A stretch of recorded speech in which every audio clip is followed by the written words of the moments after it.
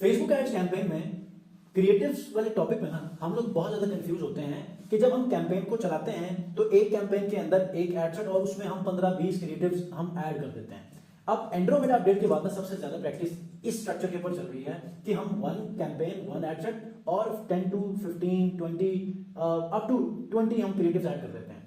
अब उसमें क्या होता है कि अगर ये सिनेरियो तब होगा जब सीबीओ कैंपेन चलाएंगे। सीबीओ कैंपेन के अंदर हमेशा से मल्टीपल एड सेट भी आप बनाते हैं या मल्टीपल एड्स बनाते हैं तो कोई एक ऐसा क्रिएटिव परफॉर्म करता है, बाकी कुछ क्रिएटिव ऐसे होते हैं जो कि बिल्कुल ही लो परफॉर्मिंग होते हैं। एबीओ और सीबीओ कैंपेन के दरमियान में थोड़ा सा डिफरेंशिएट भी करूंगा कि कब एड सेट्स जो परफॉर्म करते हैं उनमें रिजल्ट्स आते हैं तो आपने उनको कब स्केल करना है और कौन सा कैंपेन स्ट्रक्चर को आपने यूज करना है। ठीक है, अब यहां पर देखें ये कैंपेन है। अब यहाँ पर ये जो क्रिएटिव है ये बेस्ट परफॉर्मिंग है, ये 2500 तक चला गया है आखिरी 2 दिनों के अंदर। ठीक है, बल्कि एक दिन का ये रिजल्ट है।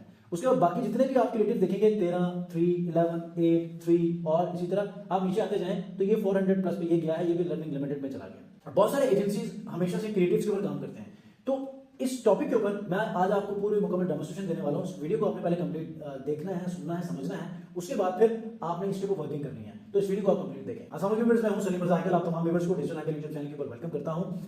कैंपेन के अंदर, फेसबुक एड्स कैंपेन के अंदर कुछ ऐसे क्रिएटिव होते हैं जो कि कैंपेन बजट ऑप्टिमाइजेशन के अंदर बहुत अच्छा परफॉर्म करते हैं, लेकिन बहुत सारे ऐसे क्रिएटिव जो कि परफॉर्म नहीं करते और उसे हमें ये लगता है कि ये बिल्कुल ही डेड हैं, ये परफॉर्म नहीं करेंगे, तो हम उनको रिजेक्ट कर देते हैं और हम अपने क्रिएटिव टीम को, या आप एज एन एजेंसी काम कर रहे हैं तो अपने क्लाइंट से आप कहते हैं कि सर हमें नए क्रिएटिव भिजवा दें, और वो 10-15 क्रिएटिव दोबारा से बनवाने लग जाते हैं।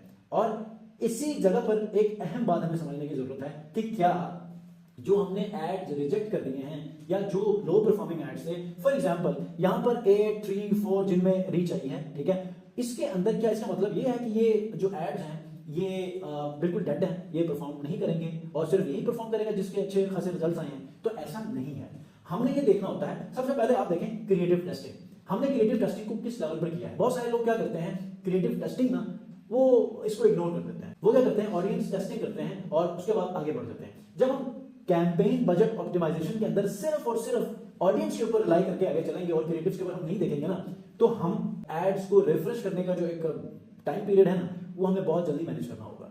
और इसके अंदर बहुत अच्छे परफॉर्म करने वाले जो एड्स हैं और उन्हें हम यहाँ पर मिस करेंगे। तो हमने क्या करना है, हमने हर एक क्रिएटिव को एक अच्छा टाइम देना है, फिर आपने ये डिसाइड करना है कि either these creatives are performing or not.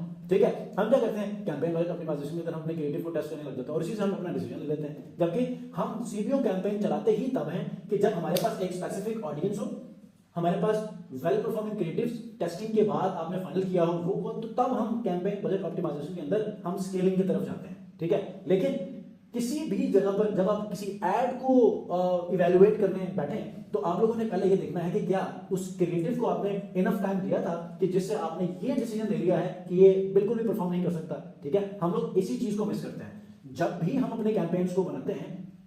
तो यहां पर हम कुछ क्रिएटिव्स को इस वजह से मिस कर जाते हैं कि वो उसके ऊपर रीच नहीं आई। फॉर एग्जांपल देखें ना, यहां पर 8, 3, 4 ये कैंपेन बजट ऑप्टिमाइजेशन है, तो मैं जो लो परफॉर्मिंग स्टैट्स जिसके ऊपर आए हैं ना, उनको मैं किसी दूसरे कैंपेन के ऊपर एबीओ के ऊपर चलाकर मैं इस बात को मेक श्योर करूंगा कि क्या ये वाकई नहीं परफॉर्म करने वाले हैं या फिर ये परफॉर्म कर भी सकते हैं। ठीक है, तो आप लोगों ने क्या करना है, देखिए मैंने यहाँ पर एक डेमोंस्ट्रेशन भी दिया है कि कैंपेन के अंदर अगर आप एक एड सेट लेते हैं और मल्टीपल एड्स लेते हैं तो यहाँ पर हो सकता है कि यहाँ पर 246 है रीच, बाकियों में बहुत कम है। तो बाकियों में आपने इस बात को डिसाइड करने के लिए आपने एबीओ कैंपेन चलाकर उसको मेक श्योर करना है, क्योंकि उस क्रिएटिव के ऊपर भी आपने अच्छा खासा टाइम सर्व किया होगा कि उसको आइडिया जनरेट करने में, आइडिया बनाने में, उसकी फॉर्मुलेशन में, और उसके बाद जब आप उसके ऊपर बजट लगाएंगे तो डेफिनेटली आपका कोई किसी रिसोर्स ने किया होगा। तो इस चीज को मेक श्योर करने के लिए आपने उसको इनफ टाइम देना है। और जब आप अंडर परफॉर्मिंग एड्स को दोबारा से किसी कैंपेन के अंदर नई स्ट्रेटेजी को फॉलो करते हुए प्रॉपरली टाइम देंगे तो ये जो आपने पिछले महीने में इतने सारे क्रिएटिव आपने फर्क कर दिए थे, उसको ट्रैश कर दिया था, उनकी वजह से आपको बहुत अच्छी सेल्स आ सकती है। और आपका जो एक पर्सपेक्टिव है ना कैंपेन के अंदर इन क्रिएटिव्स को रिफ्रेश करने में, ये भी आपका चेंज हो जाएगा। क्रिएटिव के बारे में कोई सवाल है तो आप मुझे कमेंट में जरूर पूछ सकते हैं। नेक्स्ट वीडियो मिलते हैं, अपना बहुत ख्याल रखिएगा।